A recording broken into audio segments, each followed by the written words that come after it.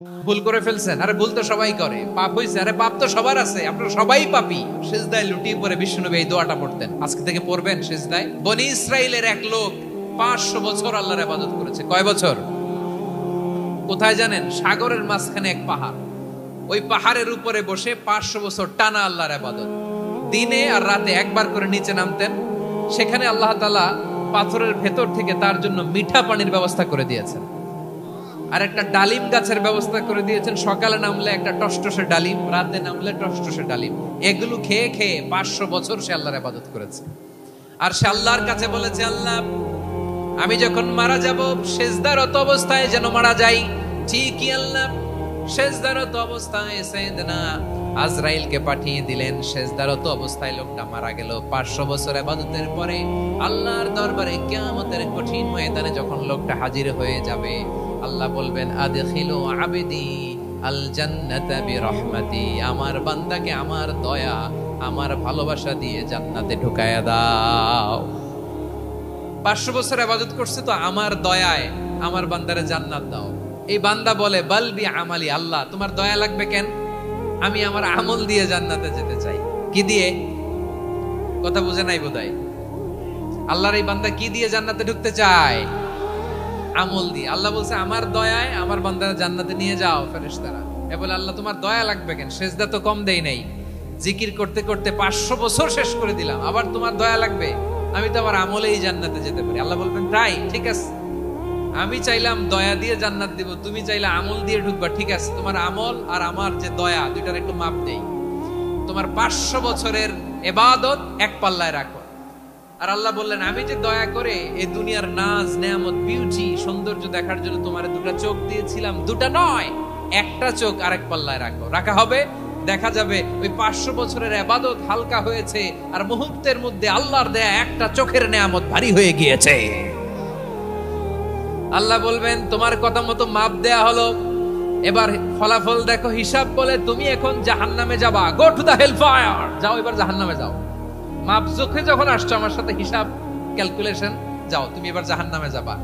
এবার লোকটা কাচুমাচু করে বলে, আল্লাহ আমি বুঝি নাই, আল্লাহ আমি বুঝতে পারি নাই, খেয়াল করি নাই, তুমি আমারে ক্ষমা করো, তুমি আমারে মাফ করো।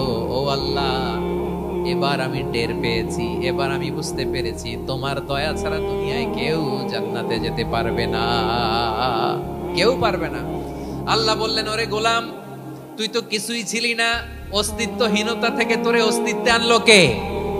ওই ছোট্ট শুক্রাণু থেকে মায়ের পেটে 9 মাস ধরে খাবার দিয়েছে কে?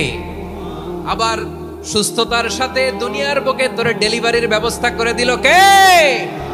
আবার তোর মায়ের বুকের ভেতরে 2টা খাবারের লাইনের ব্যবস্থা করে দিল কে?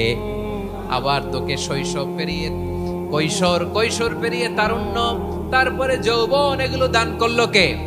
তার চেয়ে বড় কথা, পাহাড়ের মাঝখানে সাগরের মাঝখানে 500 বছর ইবাদত করার শক্তি তোর গায়ে দিয়েছে কে?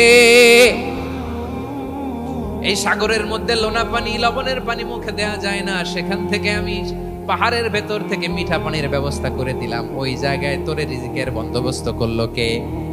সকাল বিকাল 2 বেলা টসটসে ডালিম খাওয়ার ব্যবস্থা করে দিল কে? তোর আবদার ছিল, আল্লাহ আপনি আমারে সেজদারত অবস্থায় রুহু কবজ করবেন, তোর শেষ আবদারটাও পূরণ করেছে কে? ও গোলাম, আমার রহমতের তুলনায়, আমার নেয়ামতের তুলনায় তোর 500 বছরের ইবাদতের কোনো ওজনই হবে না। গোটা বিশ্বের কেউ কোনোদিন আমার জান্নাতে ঢুকতে পারবে না আমি আল্লাহর দয়া ছাড়া। হুয়ার রহমানুর রহিম, তিনি দয়াময়, তিনি মেহেরবান। জিব্রাইল আলাইহিস সালাম বিশ্বনবীর এই লম্বা হাদিসটা যখন শোনালেন, আমি যা যা বলছি এটা বিশাল এক হাদিসের অনুবাদ। বললেন, ইয়া মুহাম্মদ, এই দুনিয়ার সবটাই চলে আল্লাহর রহমত দিয়ে। হাদিসের শেষ কথা, সব চলে আল্লাহর কি দিয়ে? তখন বিশ্বনবী সাহাবাদের বললেন, ও সাহাবারা শোনো, আল্লাহর জান্নাতে কেউ কোনোদিন প্রবেশ করতে পারবে না তার রহমত ছাড়া। সাহাবারা বললেন, ইয়া রাসূলুল্লাহ, আপনিও না, আপনিও কি আল্লাহর রহমত ছাড়া প্রবেশ করতে পারবেন না? বিশ্বনবী বললেন, না আমিও না, আমি বিশ্বনবীও আল্লাহর জান্নাতে আল্লাহর রহমত ছাড়া ঢুকতে পারবে না। তবে কিয়ামতের দিন আল্লাহর রহমত আমার চারদিকে বেষ্টনী দিয়ে থাকবে। আল্লাহ নিজের পরিচয় দিয়ে বললেন, আলিমুল গায়বি ওয়াশ শাহাদাতি হুয়ার রহমানুর রাহিম। আমি হলাম রহমান, আমি রাহিম। আল্লাহরে চিনছেন? ওবারখালীর ভাইয়েরা, আপনার রবকে চিনতে পারতেছেন? তিনি দয়ার সাগর, তিনি মায়ার সাগর। তার দয়ার সাগর যে কত বড় আপনার কল্পনাতেও নাই। এজন্য আপনার পাপ যত বড় হোক, অন্যায় যত বড় হোক, অপরাধ যত বড় হোক, আপনার জুলুম যত বড় হোক, আল্লাহর রহমান নামের দরিয়া তার চাইতেও বড়। আল্লাহ বলেন, খুলিয়া ইবাদিয়াল্লাযীনা আসরাফু আলা আনফুসিহিম লা তাকনাতু মির রাহমাতিল্লাহ ইন্নাল্লাহা ইয়াগফিরুয যুনুবা জামিআ ইন্নাহু হুয়াল গফুরুর রহিম।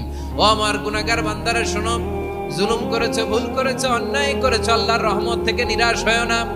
আমরা বিশ্বাসীরা কঠিন কালে আল্লাহর রহমত থেকে নিরাশ হব না, ঠিক কিনা বলেন? আল্লাহর রহমত থেকে নিরাশ হবেন? ভুল করে ফেলছেন, আরে ভুল তো সবাই করে, পাপ হইছে, আরে পাপ তো সবার আছে, আপনারা সবাই পাপী, সবাই পাপী।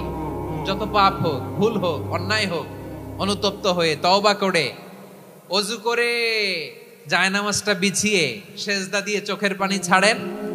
চোখের বেয়ে পড়া পানি আল্লাহর কাছে যে কত প্রিয়। অনুতপ্ত বান্দার চোখের পানির ফোঁটা তার চোখ বেয়ে, নাকের ডগা বেয়ে জমিনে ড্রপ করার আগেই আল্লাহর ওই বান্দার সব গুনাহ মাফ করে দেয়। আল্লাহ বললেন, আমি রহমানুর রহিম, আমি দয়াময়, আমি মেহেরবান। এরপর আল্লাহ বললেন, হুয়াল্লাহুল্লাযী লা ইলাহা ইল্লা হুয়াল মালিকুল কুদ্দুসুস সালামুল মুমিন। ওয়াল্লাহুল্লাযী, তিনি এমন আল্লাহ, লা ইলাহা ইল্লাহু, তিনি ছাড়া কোনো ইলাহ নাই। আল মালিক, তিনি হলেন আল মালিক। দুইটা শেষ, আর রহমান আর রাহিম শেষ। এবার আল্লাহ 3 নাম্বার গুণবাচক নামের পরিচয় দিচ্ছেন। আল্লাহ বলছেন, আমি হচ্ছি আল মালিক। আমি কি? মানে সম্রাট। আল মালিক মানে হচ্ছে the king, the king of kings. সব রাজার বড় রাজা, মহারাজা। তার চেয়ে বড় রাজা আর কেউ নাই, তার চেয়ে বড় সম্রাট আর কেউ নাই, তার চেয়ে বড় ক্ষমতাধর সত্তা মহাবিশ্বে দ্বিতীয় কেউ নাই। চিৎকার করে বলেন ঠিক কিনা? তিনি আল মালিক। আল মালিক মানে ক্ষমতাধর, ক্ষমতার মালিক, রাজা ধীরাজ বাদশাহ। তার ক্ষমতা আর আমাদের ক্ষমতা একরকম নাকি? আবার আমার নবী, বিশ্ব নবী যখন সিজদায় লুটিয়ে পড়তেন, আম্মা জানা এসে বলেন, আমরা তো সিজদার মধ্যে সুবহানা রাব্বিয়াল আলা বলেই শেষ, কিন্তু বিশ্বনবী তাহাজ্জুদের নামাজে, নফল নামাজে, সুন্নত নামাজে 3 বার সুবহানা রাব্বিয়াল আলা তাসবিহ পড়ার পরে তিনি পড়তেন, সুবহুন কুদ্দুসুন রাব্বুল মালাইকাতি ওয়ার রূহ। সুবহ কুদ্দুস রব্বুল মালাইকাতি ওয়ার রূহ। সিজদায় লুটিয়ে পড়ে বিশ্বনবী এই দোয়াটা পড়তেন। নফল নামাজে, সুন্নাত নামাজে কিংবা তাহাজ্জুদের নামাজে সুবহান রাব্বিয়াল আ'লার পরে কি পড়তেন? সুবহুন। আওয়াজ করে বলেন, সুবহুন কুদ্দুসুন রব্বুল মালাইকাতি ওয়ার রূহ।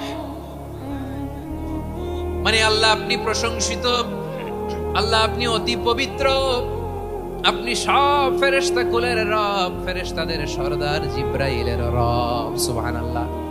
আজকে থেকে পড়বেন সিজদায়? হ্যাঁ, বারোখালীবাসী পড়বেন নাকি? হুজুর নামাজে তো পড়ি না। হ্যাঁ, এরকম নফল নামাজে, তাহাজ্জুদের নামাজে, সুন্নত নামাজে সিজদার যে তাসবিহ সুবহানা রাব্বিয়াল আ'লা 3 বার পড়ার পরে আমার ভাইরা, মহিলা প্যান্ডেলে আমার যে মায়েরা বোনেরা আছে, আজকে তো রেকর্ড হয়ে যাবে, কালকেই ভিডিও পেয়ে যাবেন। 3 বার সুবহানা রাব্বিয়াল আ'লা পড়ার পরে পড়বেন সুবহুন কুদ্দুসুন রব্বুল মালাইকাতি ওয়ার রূহ। পড়বেন তো ইনশাআল্লাহ। আল্লাহ তাআলা সূরা মুলকের শুরুতে বলছেন, তাবারাকাল্লাযী বিয়াদিহিল মুলকু ওয়া হুয়া আলা কুল্লি শাইইন কাদির। মহিমান্বিত সত্তা, যার হাতে ক্ষমতা, তিনি যা চান তাই করতে পারেন। আওয়াজ করে বলেন তো তিনি কে? আবার আল্লাহ বলেন, কুলিল্লাহুম্মা মালিকাল মুলকি তুতিল মুলকা মান তাশাউ ওয়া তানজিউল মুলকা মিম্মান তাশাউ ওয়া তুইজ্জু মান তাশাউ ওয়া তুযিল্লু মান তাশাউ বিয়াদিকাল খায়র ইন্নাকা আলা কুল্লি শাইইন কাদির। আল্লাহু আকবার। এ নবী আপনি বলুন, আল্লাহুম্মা মালিকাল মুলক, আল্লাহ আপনি ক্ষমতার মালিক। তুতিল মুলকা মান তাশা, যাকে চান তারে ক্ষমতার চেয়ারে বসান। ওয়া তানজিউল মুলকা মিম্মান তাশা, যাকে চান তাকে ক্ষমতার চেয়ার থেকে ছুড়ে ফেলে দেন। তিনি কে? ক্ষমতার চেয়ারে বসায় কে? আবার মনে চাইলে আস্থা করে ছুড়ে নিক্ষেপ করেন, তিনি কে? আবার আল্লাহ বললেন, ওয়ালাম ইয়াকুল্লাহু শারীকুন ফিল মুলকি, আমার ক্ষমতায় কোনো শরীক নাই, কোনো জোট নাই, কোনো পার্টনার নাই, কোনো অংশীদার নাই। আবার আমি চলে গেলে আমার ক্ষমতার দাবিদারও কেউ নাই। আল্লাহু আকবার।